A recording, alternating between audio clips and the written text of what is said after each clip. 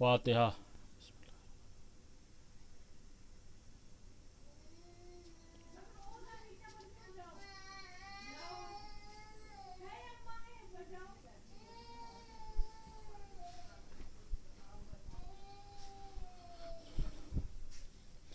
لا حول ولا قوة الا باللہ العلی العظیم۔ بسم اللہ الرحمن الرحیم۔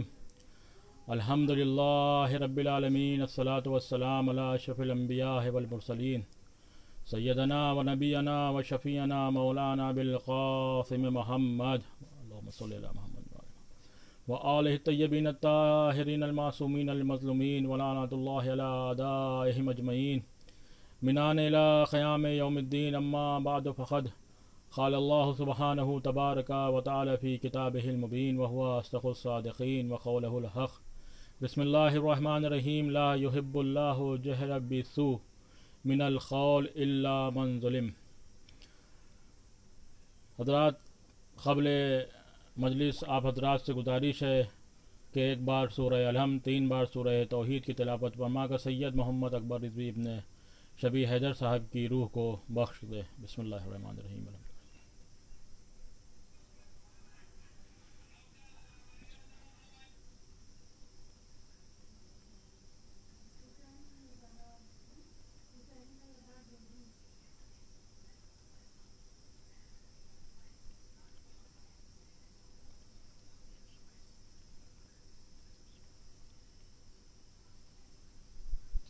اللہم صلی علی محمد و آل محمد۔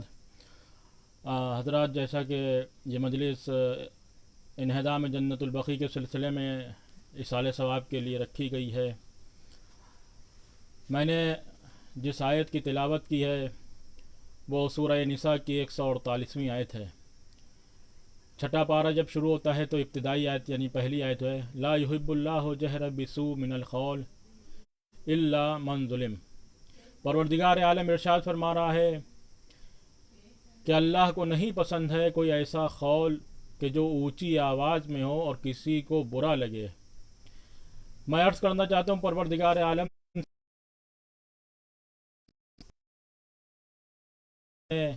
مجلس کرتے ہیں، ہم اونچی آواز میں ماتم کرتے ہیں، اونچی آواز میں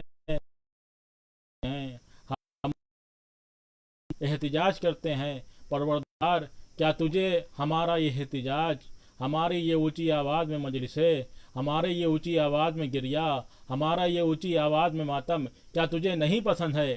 تو عجب نہیں قرآن آواز دے،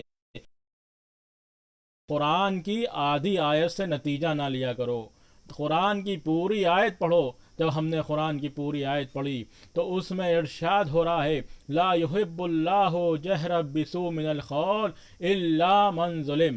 پروردگار کہہ رہا ہے کہ اللہ کو ایسا کوئی قول نہیں پسند ہے اونچی آواز میں جو کسی کو برا لگے، الا من ظلم، لیکن اگر کسی پر ظلم ہوا، یعنی اب اگر اللہ کو نہیں پسند ہے اونچی آواز میں کوئی ایسا قول جو کسی کو برا لگے، لیکن اگر کسی پر ظلم ہوا، الا من ظلم، اللہ کے ذریعے استثناء لگایا گیا، یعنی اب جو چیزیں اللہ کو نہیں پسند تھیں وہ اب پسندیدہ ہو جائیں گی اللہ کی۔ یعنی اگر کہیں ظلم ہوا ہے تو اس کے لیے آواز اللہ کا، اگر کہیں ظلم کریا کرنا یہ اللہ کا عمل ہے، اب اگر کہیں ظلم ہوا ہے اس کے لیے مجلس کا یہ اللہ کا پسندیدہ عمل ہے۔ اب اگر کہیں کسی کی شہادت ہے کا پسندیدہ عمل ہے۔ نہ ہوئے یہ مجلسیں آواز بلند، یہ آپ دوسروں کو پریشان کرتے ہیں، کیا یہ دیتا ہے؟ تو یہی آیت ہے جو ہمیں اجازت دے رہی ہے کہ اگر کسی پر ظلم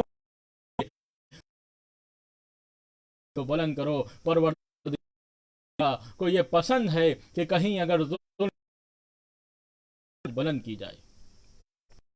عزیزان محترم،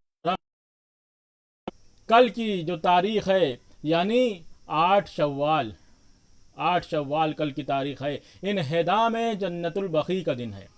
انہدا میں جنت البقیع کا دن ہے، وہ دن ہے کہ جب آل سعود نے تاریخ کا سب سے سیاہ کارنامہ انجام دیا۔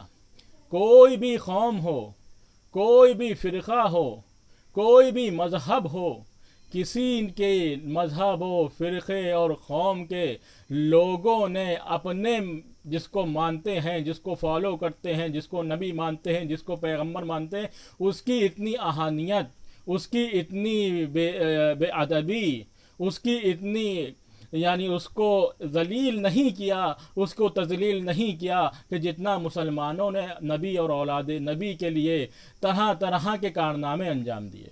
آپ دیکھیں کہ جب 1923 عیسوی میں شاہ سعود کی حکومت بنی اور 1924 میں حجاز میں اس نے قبضہ کر لیا، حجاز جو آج کا سعودی عرب ہے، اس کے قبضے میں آیا۔ 1925 میں اس نے یہ حکم دیا کہ قنبت جتنے ہیں ان کو ڈھا دیا جائے، ان کو مسمار کر دیا جائے۔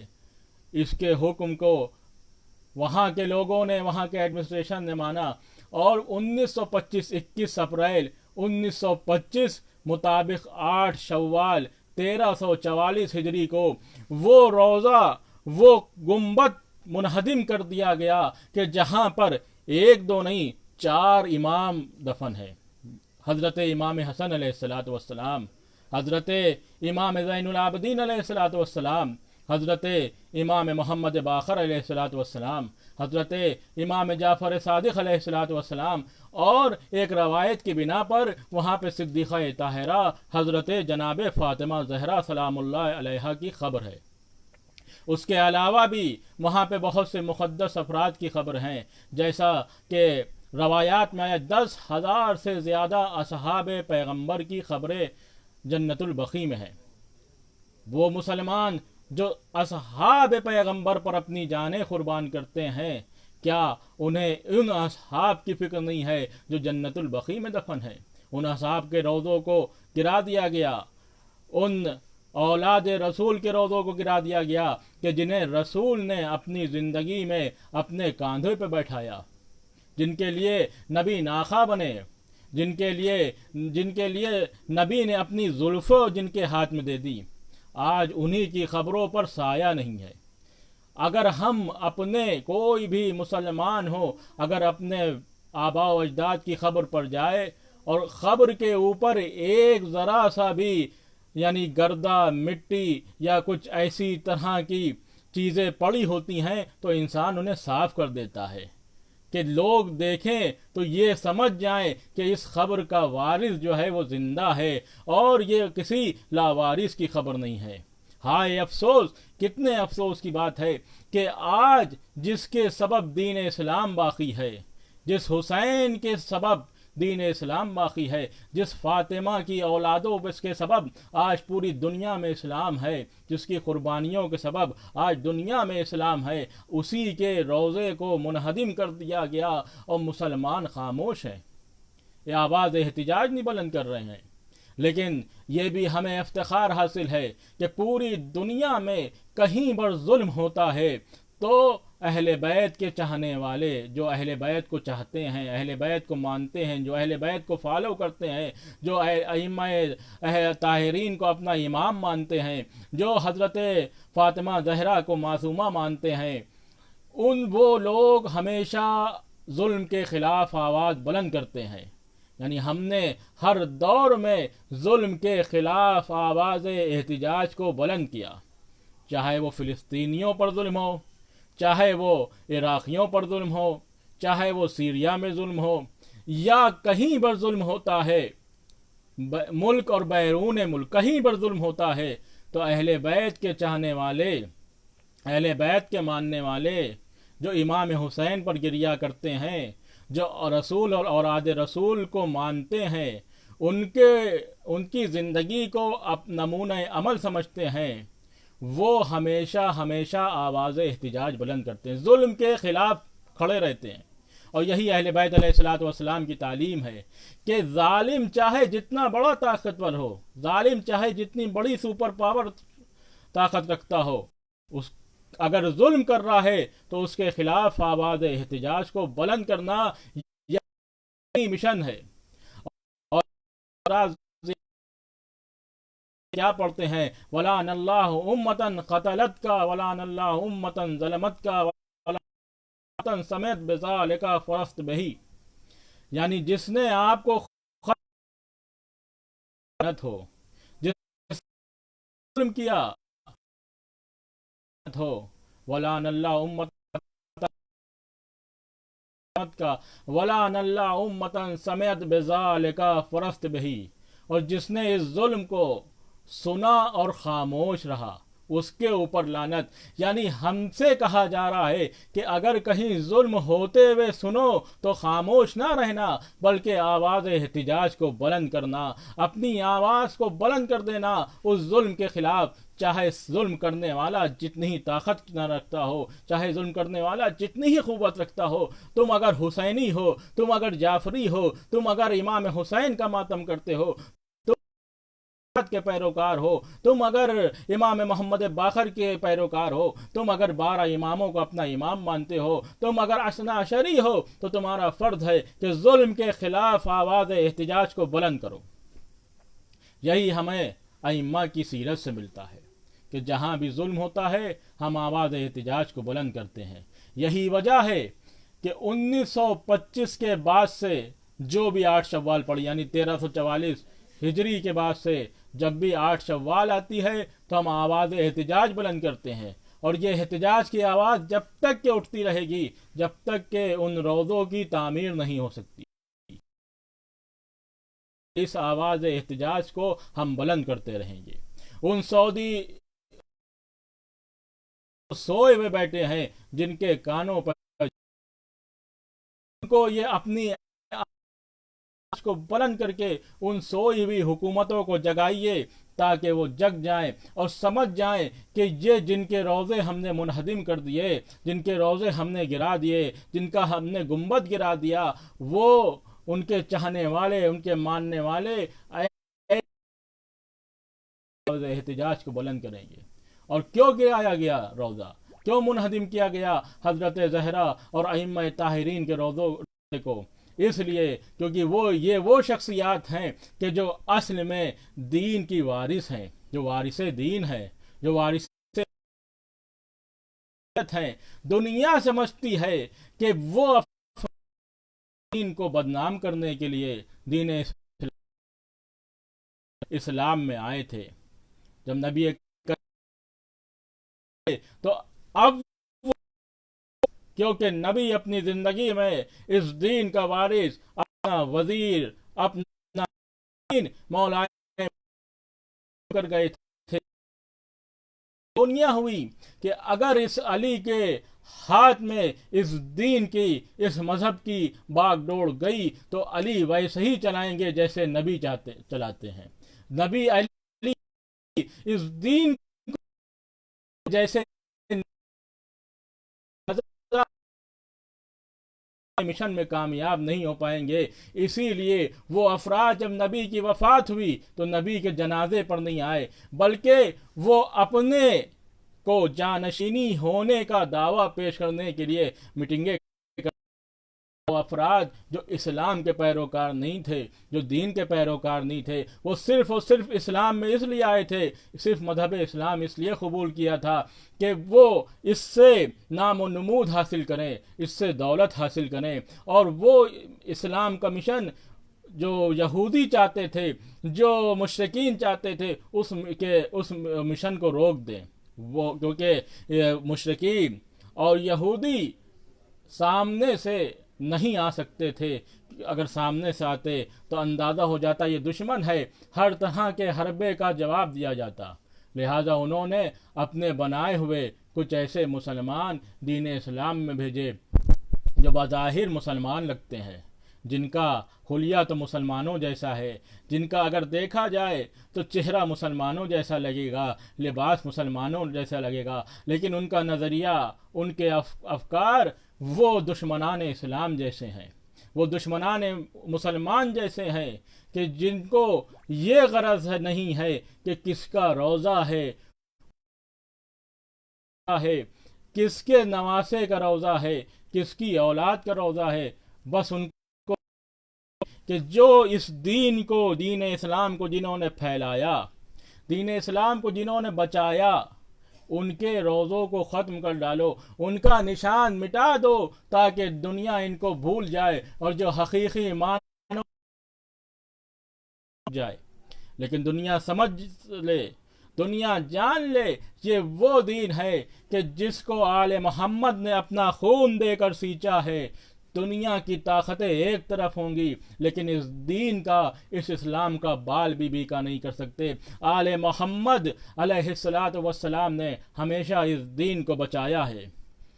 نبی کے زمانے سے اس دین کے دشمن تھے، اور نبی کی آگ بند ہوتے ہی نبی کے گھرانے پر مصائب کا سلسلہ شروع ہوا۔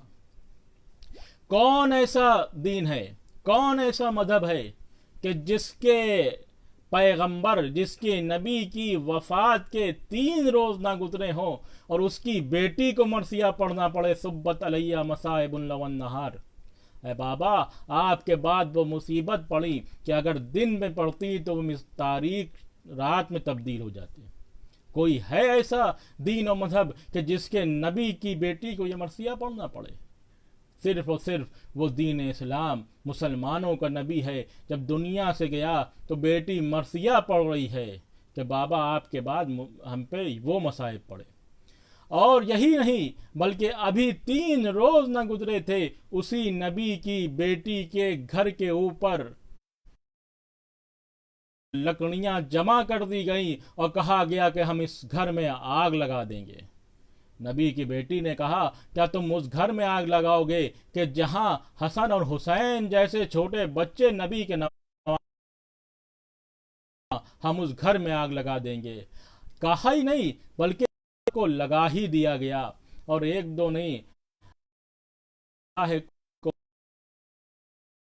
ایک کتاب اس میں لکھتے ہیں کہ 1-2 افراد نہیں آئے تھے، پوری مسجد آئی تھی فاطمہ کے گھر کے اوپر، اور 9 افراد ایسے تھے جنہوں نے، جو آگے آئے تھے، جنہوں نے لکڑیوں کو جمع کیا تھا، در کو جلایا تھا اور فاطمہ کے اوپر جلتا ہوا دروازے کو پھینکا۔ حضرت صدیقہ طاہرہ کا شکم میں محسن کی شہادت ہوئی، پہلو جو ہے شکستہ ہو گیا، فاطمہ در اور دیوار کے درمیان آ گئی۔ جب دروازہ جلا تو مدینے میں دھواں اٹھا۔ مسلمانوں کی عورتوں نے جو گھر میں تھیں اپنے مردوں سے کہا کہ جاؤ نبی کی، محمد کی بیٹی سے کہو کہ ہم مسلمانوں کا دستور یہ ہے، عرب کے مسلمانوں کا، کہ جب گھر میں کوئی مر جاتا ہے، گھر میں کسی کی وفات ہو جاتی ہے تو ہم چولہا نہیں جلاتے۔ ارے دیکھو فاطمہ کے گھر سے دھواں اٹھ رہا ہے۔ وہ کہتے ہیں فاطمہ کے گھر میں چولہا نہیں جل رہا بلکہ فاطمہ کا در جلایا جا رہا ہے۔ یہ مصائب حضرت صدیقہ طاہرہ کے اوپر ڈھائے گئے۔ حضرت صدیقہ طاہرہ کو مرثیہ پڑھنا پڑا، اور اس کے بعد آپ نے در و دیوار کے درمیان غش کے عالم میں ہے، غش سے فاقہ ہوا، اے اسماء علی کہاں ہے؟ اپنا درد بھول گئیں، صرف یہ پوچھا اے اسماء علی کہاں ہے؟ کہا اے شہزادی علی کو مان کر لے جایا جا رہا ہے۔ فاطمہ کہتی ہیں علی کو چھوڑ دو ورنہ میں اپنے سر کے بالوں کو بکھور دوں گی۔ عزیزان محترم، ابھی یہ کہنا تھا شہزادی سے کہ ہم اپنے سر کے بالوں کو بکھیر دیں گے، مسجد نبوی کی دیواریں بلند ہونے لگی۔ میں کہوں گا شہزادی آپ نے ابھی صرف کہا تھا کہ میں اپنے سر کے بالوں کو بکھرو دوں گی تو مسجد کے نبوی کی دیواریں بلند ہونے لگیں۔ ارے یہی آپ ہی کی بیٹی زینب ہوگی، بازار کوفہ و شام ہوگا، سر برہنہ، ہاتھ پسے گردن بندھے ہوں گے، ایک منادی آگے آگے ندا دے رہا ہوگا، اے اہل کوفہ، اے اہل شام، آؤ دیکھو تماشا، جسے دیکھنا ہو دیکھ لے۔ یہ ہاں داداران بلا، ہاں یہ کون نہیں ختم ہوا۔ شہزادی کو اتنی اذیت دی گئی تو ایک دن وہ بھی آیا کہ شہزادی نے اور وصیت کرنا شروع کی، کہا اے علی دیکھیے ہمارے بابا ہمارے خواب میں آئے تھے، اور دیکھیے آپ رات کی تاریکی میں اٹھائیے گا، اور فنا فنا فنا افراد کو ہمارے جنازے میں نہ آنے دیے گا۔ حضرت علی علیہ السلام نے شہزادی کی وصیت کو سنا۔ ایک روز وہ اسما آ رہے ہیں، حسنین اور علی جو ہے مسجد میں ہیں، جب علی اور حسنین آ جائیں تو انہیں کھانا کھلا دینا ہے۔ دیکھو جب تک ہماری تسبیح و تحریر کی آوازیں آئیں، سمجھنا فاطمہ کی آوازیں آنا بند ہو جائیں تو سمجھنا فاطمہ ادھر حجرے میں شہزادی جاتی ہیں، کچھ دیر تسبیح و تحریر کی آوازیں آتی ہیں، آواز آنا بند ہوتی ہے، ایک بار اسما سمجھ جاتی ہیں کہ شہزادی دنیا سے چلی گئی۔ امام حسن امام حسین آتے ہیں، حضرت علی آتے ہیں اور اسما دسترخوان کو بچھا دیتی ہیں، کھانا کھا لو۔ لیکن امام حسنین کہتے ہیں کہ اے اسما کبھی تم نے دیکھا ہے کہ ہم نے اماں کے بغیر کھانا کھایا ہو؟ کہا نہیں بچوں کھانا کھا لو۔ کہا اے اسما میری ماں کہاں ہے؟ اسما سے رہا نہ کیا، حجرے کی طرف اشارہ کر دیا۔ اب جو بچے حجرے میں گئے تو عجب عالم دیکھا، فاطمہ اس دنیا سے رخصت کر چکی، فاطمہ دنیا سے چلی گئی۔ دونوں بچے امام حسن اور امام حسین علیہ السلام مسجد میں دوڑے، اپنے امامے کو پھینک دیا، گریبان کو چاک کر دیا۔ علی نے یہ حالت دیکھی، سمجھ گئے کہ فاطمہ اب دنیا میں نہیں ہے۔ علی آتے ہیں گھر میں، اس حجرے میں جاتے ہیں کہ جہاں فاطمہ کا جنازہ ہے۔ علی اور امام حسن اور امام حسین آپس میں لپٹ کر اتنا گریہ کرتے ہیں کہ بے ہوش ہو جاتے ہیں، اتنا گریہ کرتے کہ بے ہوش ہو جاتے۔ غص سے ہاں عزیزو، فاطمہ کی وصیت تھی کہ رات کی تاریکی میں جنازہ اٹھے، تو علی نے رات کا انتظار کیا، غسل و کفن دیا۔ غسل دیتے دیتے علی نے ایک آہ بھری، ایک چیخ لگائی، جناب سلمان اے مولا اگر ہم سے کوئی پوچھتا کہ عرب کے دیار میں سب سے زیادہ صابر کون ہے تو ہم آپ کا نام لیتے اے آقا، لیکن برداشت نہ کر پائے، ہماری شہزادی دنیا سے گئی، کر پائے ماں کی جدائی کا تھا مجھے افسوس ہے، لیکن ہمیں اس بات کا افسوس زیادہ ہوا۔ میرے جو آہ نکلی وہ اس بات کی نکلی کہ فاطمہ کا پہلو شکستہ تھا، لیکن فاطمہ نے مجھے خبر نہ دی۔ ہاں عزاداران امام مظلوم کربلا، عزاداران معصوم کون ہے۔ علی نے غسل و کفن دینے کے بعد جنازے کو دفن کر دیا۔ ایک روایت کی بنا پہ جنت البقیع میں، اور الگ الگ روایتیں ہیں کہ شہزادی کی قبر وہاں پر ہے۔ جب دفن ہو گئے پتا چلا کہ انتخاب بیٹی جو ہے دفن کر دی گئی، تو مسلمان جمع ہو گئے، نبی کی بیٹی کو دفن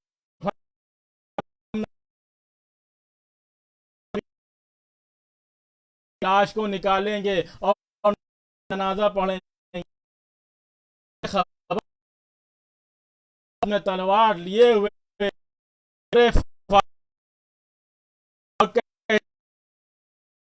تو آ کے فاطمہ کی ایک ریزہ تک میں کہوں 11 ہجری تھی، آپ تھے، ارے آپ تھے اس لیے آپ نے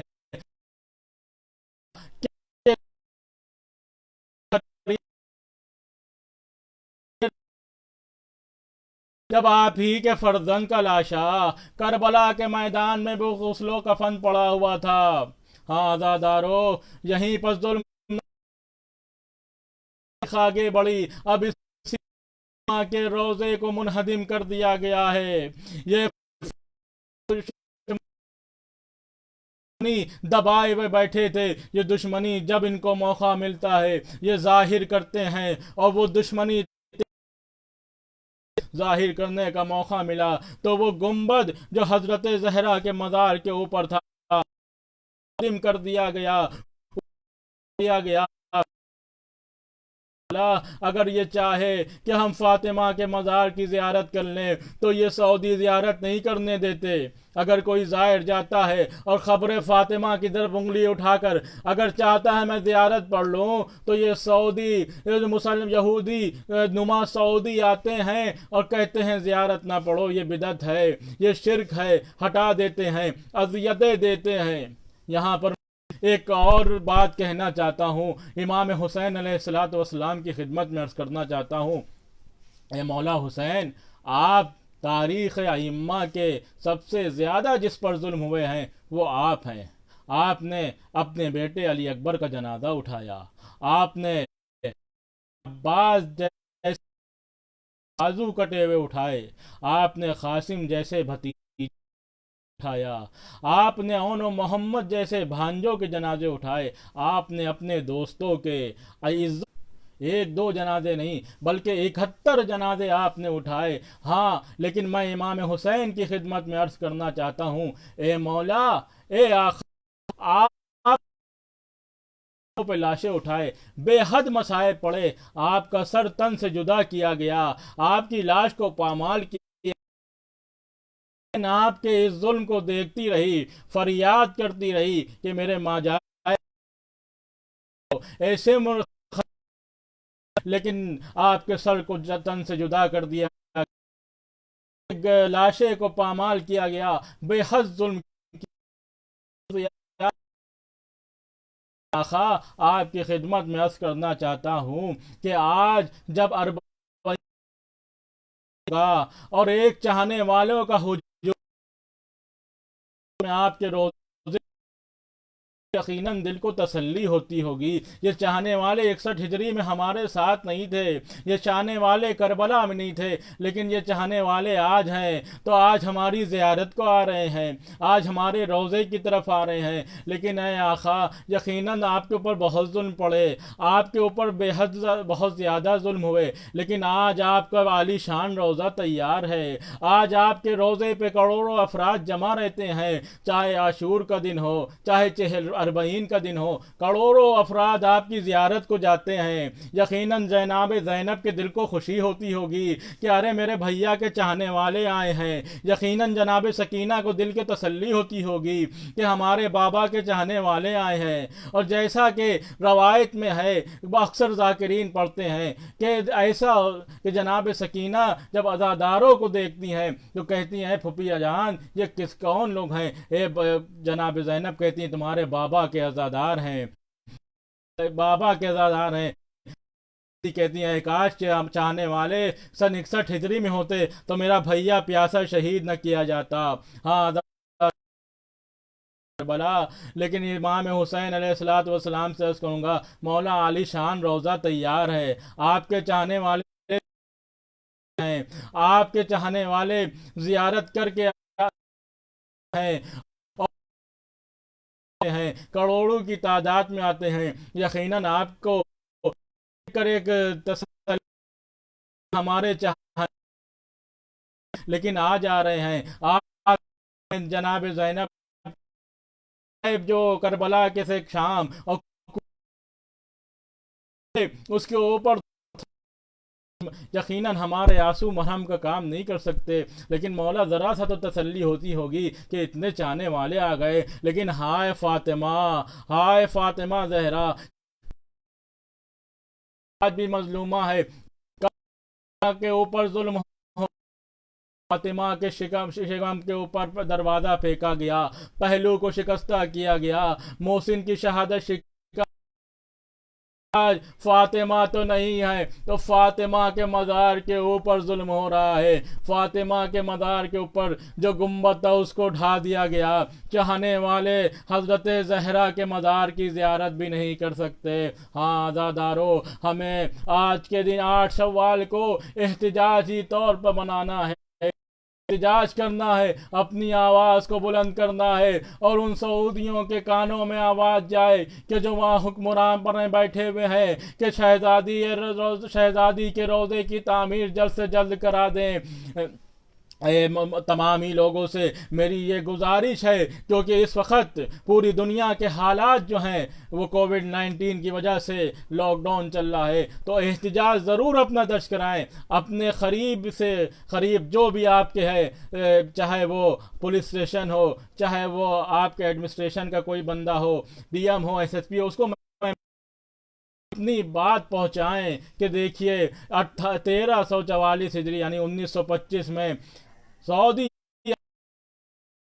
روزے کو ڈھا دیا گیا تھا، اس کی بازیابی کے لیے آنے کے لیے میمورنڈم دیں. ہمیں آواز احتجاج کو بلند کرتے رہنا ہے تاکہ یہ قوم یہ نہ سمجھے، کہ یہ لوگ یہ نہ سمجھیں، یہ سعودی کے حکمران یہ نہ سمجھیں کہ یہ وہ لوگ ہیں جو خاموش ہو گئے ہیں، یہ وہ لوگ ہیں جو ڈر کے بیٹھ گئے ہیں. نہیں، نہ ہم کل ڈرنے والے تھے، نہیں نہ ہم آج ڈرنے والے ہیں. ہم اپنی آواز احتجاج کو بلند کرتے ہیں اور کرتے رہیں گے، کیونکہ ہم اس کے چاہنے والے ہیں، ہم اس کے ماننے والے ہیں، جس سے ہمیں جذبہ ملتا ہے کہ کبھی بھی ظلم کی حمایت نہ کرنا، کبھی بھی ظالم کی حمایت نہ کرنا. لہذا جب بھی ظلم ہوتا ہے کہیں، ہم آواز احتجاج کو بلند کرتے ہیں. یقیناً عزادارو، 8 شوال کا دن یوم غم ہے، یوم سیاہ ہے. وہ دن ہے کہ جب حضرت فاطمہ زہرا کے مزار کو منہدم کر دیا گیا. امام حسن، امام زین العابدین علیہ السلام، امام محمد باقر علیہ السلام، حضرت امام جعفر صادق علیہ السلام کے مزار کو منہدم کر دیا گیا. اے عزادارو، اتنے 4 ائمہ، حضرت فاطمہ کی خبر، ان سب کے روزوں کو منہدم کر دیا گیا. اس روز کو ہم یوم غم منائیں اور دنیا کو بتا دیں کہ یہ وہ دن ہے کہ جب ہماری شہزادی کے روزے کو منہدم کیا گیا. یہ وہ دن ہے کہ جب ہمارے 4 ائمہ کے روزے کو منہدم کر دیا گیا.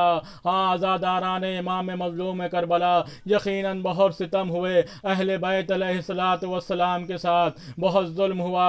یہ دنیا، یہ مسلمان اہل بیت علیہ السلام کے دشمن رہے. سن 11 ہجری سے لے کر آج تک کے اہل بیت علیہ السلام سے دشمنی جب بھی موقع ملتا ہے تو یہ نکالتے ہیں. کبھی جنت البقیع کو کر دیتے ہیں، کبھی شہزادی جا کے جان مٹ جائے. پتہ نہیں ہے یہ کون سی، ارے یہ وہ ہستیاں ہیں جن کے ذکر کو اللہ نے بچایا ہے، انہوں نے اپنا سب کچھ دیا.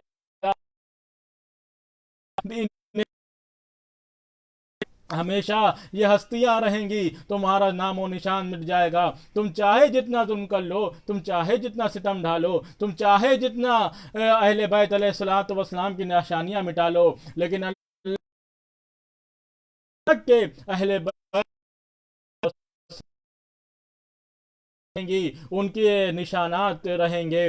ہاں دوستو، کل کے دن ہمیں یوم غم کا دن منانا ہے. 8 شوال یوم غم ہے، انہدام جنت البقیع کا دن ہے. ہاں عزیزو، وہ شہزادی، اتنے مصائب پڑے شہزادی کے روز، یہی ظلم ہے.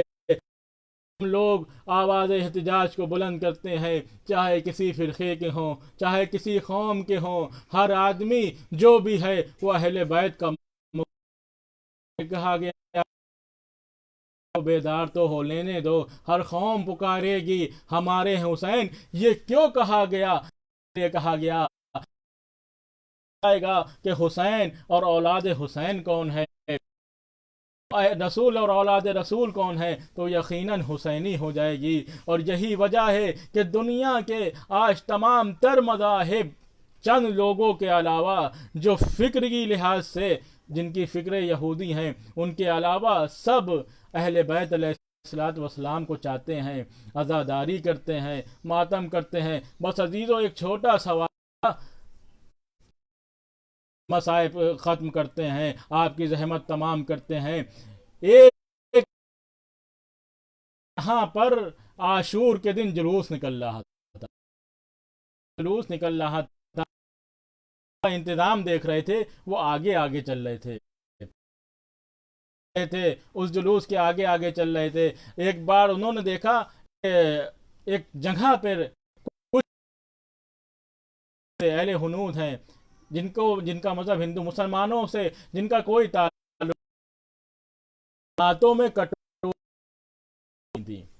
उन्होंने वो आए और पूछने लगे कि आखिर आप लोग इस तरह क्यों खड़ी हैं, आप लोग ऐसे क्यों खड़ी हुई हैं। तो उन्हें औरतों ने कहा कि हमने सुना है कि हुसैन बाबा का जुलूस इधर से गुजरने वाला, सलाम का जुलूस इधर से निकलेगा। उन लेकिन आप ये दूध प्याले में लिए क्यों खड़े हैं? कि इमाम हुसैन का एक छोटा सा बच्चा था जिसके, लेकिन उस यजीदी फौज ने दूध न दिया था, बल्कि उस बच्चे की तरफ तीर मारकर उसको कत्ल कर दिया गया था। हम आज हुसैन के मैदान आज हम मौजूद के लिए दूध लिए खड़े हुए हैं। मैं कहूँगा यही इंसानियत है। अरे कैसे करबला में मुसलमान थे कि जिन्होंने 6 माह के बच्चे पर ये जुल्म किया, जिन्होंने जुल्म करने के बाद सिर्फ यही नहीं कि आपको कत्ल किया, बल्कि आपके जब जनाजे को इमाम ने दफन कर दिया, जनाब अली असगर के जनाजे को, तो जब सरों की गिनती हुई तो 71 सर निकले। किसी ने कहा कि एक बच्चे का सर, एक बच्चे के जनाजे को हुसैन ने दफना दिया गया था। 5000 घुड़सवार मैदान करबला में निकले, हाथों में खंजर लिए जमीन पर मारते हैं और उठा निकालते हैं। एक बार एक जालिम ने जब खंजर मारा जमीन पर, तो साथ में अली असगर का लाशा भी आ गया। इधर जनाब फिजा इधर जनाब ज़ैनब ने आवाज दी है, भाभी रबाब खैर हो आपके बच्चे की, अरे आपके बच्चे के लाशे को निकाल लिया गया। हाँ, यही वजह है कि अली असगर अलैहिस्सलाम तारीख में 2 बार ज़िबा हुए। एक तो जब आपके गले पे तीर लगा, दोबारा जब आपको निकाला गया। यहाँ अजीजों, उस जालिम ने सर को काट कर उस जालिम की खिदमत में पेश कर दिया और लाशे को फेंक दिया गया। जब इमाम हुसैन की लाश को पामाल किया गया तो तमाम लाशों को उठा लिया गया, लेकिन 2 लाशें ऐसे थे कि जिनका कोई जानने वाला, जिनका कोई जानने अरे अली, यहाँ तक कि हजरत अब्बास की लाश को लोग उठा ले गए, हजरत अली अकबर की लाश को लोग उठा के गए कि हमारे फना कबीले के रिश्तेदार लगता है, हम इसको नहीं, इसकी लाश को पामाल नहीं होने देंगे। लेकिन 2 जनाजे ऐसे थे कि जिनका कोई उठाने वाला नहीं था। एक जहरा का लाल हुसैन और एक रबाब का लाल असगर, घोड़ों की टापों से लाशों को पामाल कर दिया गया। ज़ैनब फरियाद कर दी रह गई, अरे मेरे भैया का लाशा घोड़ों की टापों से पामाल हो रहा है। इन्ना लिल्लाहि व इन्ना इलैहि राजिऊन। रज़न बिक़ज़ाही तस्लीमन लिअम्रिह इलाही बिहक़्क़ि ज़हरा व बीहा व बालहा व बनुहा व सिर्रिल मुस्तग़फ़ी फ़ीहा। परवरदिगार, हमारी इस मुख्तसर सी इबादत को कबूल फरमा। परवरदिगार, जहाँ जहाँ भी मोमिनीन हैं उनकी जान माल इज़्ज़त व आबरू की हिफाजत फरमा। परवरदिगार, जिन मरहूम के साले सवाब की गरज से ये मजलिस रखी गई थी, उनको जवार अइम्मा में जगह इनायत फरमा। उनके तमाम गुनाहगार कबीरा और सगीरा को बख्श दे। परवरदिगार, उनके पसमंदगान को सब्र जमील इनायत फरमा। परवरदिगार, जो ये वबा फैली हुई है पूरी दुनिया में, इससे तमाम मुस्लिमीन, तमाम मोमिनीन, तमाम इंसानियत को महफूज रख। परवरदिगार, इस वबा का ख़ात्मा जल्द से जल्द कर दे। परवरदिगार, जुल्म और ज़ालिमीन से दुनिया भर चुकी है और इस जुल्म और ज़ालिमीन के ख़त्म करने के लिए अपनी आखिरी हुज्जत हमारे आखिरी इमाम असर के ज़ुहूर में ताजील फरमा। परवरदिगार, दुआओं में अहम तरीन यही दुआ है कि हमारे आमाल इस लायक हों कि जब हमारा इमाम आए तो हमारा शुमार इमाम के असहाब व अंसार में हो। रब्बना तक़ब्बल मिन्ना इन्नका अंतस समीउल अलीम। आप तमामी हज़रात से गुजारिश है कि एक बार सूरह हलम, 3 बार सूरह तौहीद की तिलावत फरमा कर सैयद मोहम्मद अकबर रिज़वी इब्न सैयद शबी हैदर रिज़वी साहब की रूह को बख्श दें। बिस्मिल्लाह।